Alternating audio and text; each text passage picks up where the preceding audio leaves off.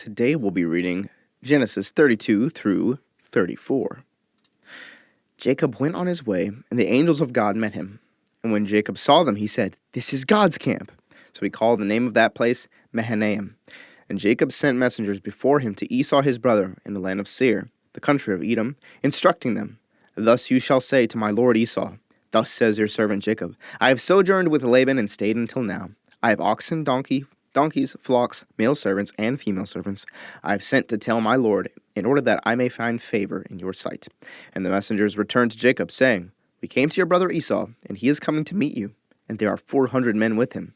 Then Jacob was greatly afraid and distressed. He divided the people who were with him, and the flocks and herds and camels, into two camps, thinking, "If Esau comes to the one camp and attacks it, then the camp that is left will escape." And Jacob said, "O God of my father Abraham and God of my father Isaac, O Lord, who said to me, Return to your country and to your kindred, that I may do you good. I am not worthy of the least of all the deeds of steadfast love and all the faithfulness that you have shown to your servant, for with only my staff I crossed this Jordan, and now I have become two camps.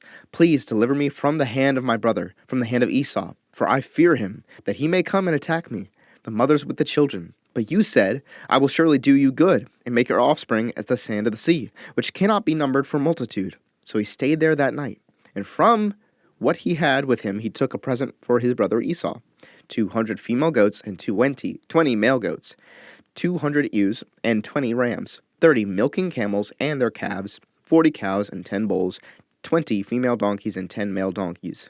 These he handed over to his servants, every drove by itself, and said to his servants, "Pass on ahead of me, and put a space between drove and drove." He instructed the first, "When Esau my brother meets you and asks you, 'To whom do you belong? Where are you going? And whose are these ahead of you?' Then you shall say, 'They belong to your servant Jacob. They are a present sent to my lord Esau, and moreover, he is behind us.'" He likewise instructed the second and the third, and all who followed the droves. "You shall say the same thing to Esau when you find him, and you shall say, 'Moreover, your servant Jacob is behind us.' For he thought, I may appease him with the present that goes ahead of me, and afterward I shall see his face. Perhaps he will accept me." So the present passed on ahead of him, and he himself stayed that night in the camp. The same night he arose and took his 2 wives, his 2 female servants, and his 11 children, and crossed the ford of Jabbok. He took them and sent them across the stream, and everything else that he had. And Jacob was left alone. And a man wrestled with him until the breaking of the day. When the man saw that he did not prevail against Jacob, he touched his hip socket, and Jacob's hip was put out of joint as he wrestled with him. Then he said, "Let me go, for the day is broken." But Jacob said, "I will not let you go unless you bless me." And he said to him, "What is your name?" And he said, "Jacob." Then he said, "Your name shall no longer be called Jacob, but Israel, for you have striven with God and with men, and have prevailed." Then Jacob asked him, "Please tell me your name." But he said, "Why is it that you ask my name?" And there he blessed him. So Jacob called the name of the place Peniel, saying, "For I have seen God face to face, and yet my life has been delivered." The sun rose upon him as he passed Penuel, limping because of his hip. Therefore, to this day, the people of Israel do not eat the sinew of the thigh that is on the hip socket, because he touched the socket of Jacob's hip on the sinew of the thigh. And Jacob lifted up his eyes and looked, and behold, Esau was coming, and 400 men with him. So he divided the children among Leah and Rachel and the 2 female servants, and he put the servants with their children in front, then Leah with her children, and Rachel and Joseph last of all. He himself went on before them, bowing himself to the ground 7 times until he came near to his brother. But Esau ran to meet him, and embraced him, and fell on his neck, and kissed him, and they wept. And when Esau lifted up his eyes and saw the women and children, he said, "Who are these with you?" Jacob said, "The children whom God has graciously given your servant." Then the servants drew near, they and their children, and bowed down. Leah likewise and her children drew near and bowed down. And last, Joseph and Rachel drew near, and they bowed down. Esau said, "What do you mean by all this company that I met?" Jacob answered, "To find favor in the sight of my lord." But Esau said, "I have enough, my brother. Keep what you have for yourself." Jacob said, "No, please, if I have found favor in your sight, then accept my present from my hand. For I have seen your face, which is like seeing the face of God, and you have accepted me. Please accept my blessing that is brought to you, because God has dealt graciously with me, and because I have enough." Thus he urged him, and he took it. Then Esau said, "Let us journey on our way, and I will go ahead of you." But Jacob said to him, My Lord knows that the children are frail, and that the nursing flocks and herds are a care to me. If they are driven hard for one day, all the flocks will die. Let my Lord pass on ahead of his servant, and I will lead on slowly, at the pace of the livestock that are ahead of me, and at the pace of the children, until I come to my Lord in Seir. So Esau said, Let me leave with you some of the people who are with me. But he said, What need is there? Let me find favor in the sight of my Lord. So Esau returned that day on his way to Seir. But Jacob journeyed to Succoth, and built himself a house, and made booths for his livestock. Therefore the name of the place is called Succoth. And Jacob came safely to the city of Shechem, which is in the land of Canaan, on his way from Padan Aram, and he camped before the city. And from the sons of Hamor, Shechem's father,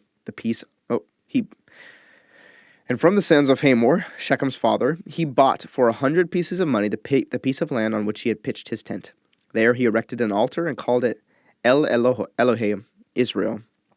Now Dinah, the daughter of Leah, whom she had borne to Jacob, went out to see the women of the land. And when Shechem, the son of Hamor, the Hivite, the prince of the land, saw her, he seized her and lay with her and humiliated her. And his soul was drawn to Dinah, the daughter of Jacob. He loved the young woman and spoke tenderly to her. So Shechem spoke to his father Hamor, saying, Get me this girl for my wife. Now Jacob heard that he had defiled his daughter Dinah, but his sons were with his livestock in the field. So Jacob held his peace until they came. And Hamor, the father of Shechem, went out to Jacob to speak with him. The sons of Jacob had come in from the field as soon as they heard of it, and the men were indignant and very angry, because he had done an outrageous thing in Israel by lying with Jacob's daughter, for such a thing must not be done. But Hamor spoke with them, saying, The soul of my son Shechem longs for your daughter. Please give her to him to be his wife. Make marriages with us. Give your daughters to us, and take our daughters for yourselves. You shall dwell with us, and the land shall be open to you. Dwell and trade in it, and get property in it. Shechem also said to her father and to her brothers, Let me find favor in your eyes, and whatever you say to me I will give. Ask for me as great a bride price and gift as you will, and I will give whatever you say to me. Only give me the young woman to be my wife. The sons of Jacob answered Shechem and his father Hamor deceitfully, because he had defiled their sister Dinah. They said to them, We cannot do this thing, to give our sister to one who is uncircumcised, for that would be a disgrace to us. Only on this condition will we agree with you, that you will become as we are by every male among you, being circumcised. Then we will give our daughters to you, and we will take your daughters to ourselves, and we will dwell with you and become one people. But if you will not listen to us and be circumcised, then we will take our daughter, and we will be gone. Their words pleased Hamor and Hamor's son Shechem, and the young man did not delay to do the thing, because he delighted in Jacob's daughter. Now he was the most honored of all his father's house. So Hamor and his son Shechem came to the gate of their city and spoke to the men of their city, saying, These men are at peace with us. Let them dwell in the land and trade in it. For behold, the land is large enough for them. Let us take their daughters as wives, and let us give them our daughters. Only on this condition will the men agree to dwell with us to become one people, when every male among us is circumcised, as they are circumcised. Will not their livestock, their property, and all their beasts be ours? Only let us agree with them, and they will dwell with us. And all who went out of the gate of his city listened to Hamor and his son Shechem, and every male who was circumcised, all who went out of the gate of his city. On the third day, when they were sore, 2 of the sons of Jacob, Simeon and Levi, Dinah's brothers, took their swords and came against the city while it felt secure, and killed all the males. They killed Hamor and his son Shechem with the sword, and took Dinah out of Shechem's house, and went away. The sons of Jacob came upon the slain and plundered the city, because they had defiled their sister. They took their flocks and their herds, their donkeys, and whatever was in the city and in the field, all their wealth, all their little ones, and their wives, all that was in the houses, they captured and plundered. Then Jacob said to Simeon and Levi, You have brought trouble on me by making me stink to the inhabitants of the land, the Canaanites and the Perizzites. My numbers are few, and if they gather themselves against me and attack me, I shall be destroyed, both I and my household. But they said, Should he treat our sister like a prostitute?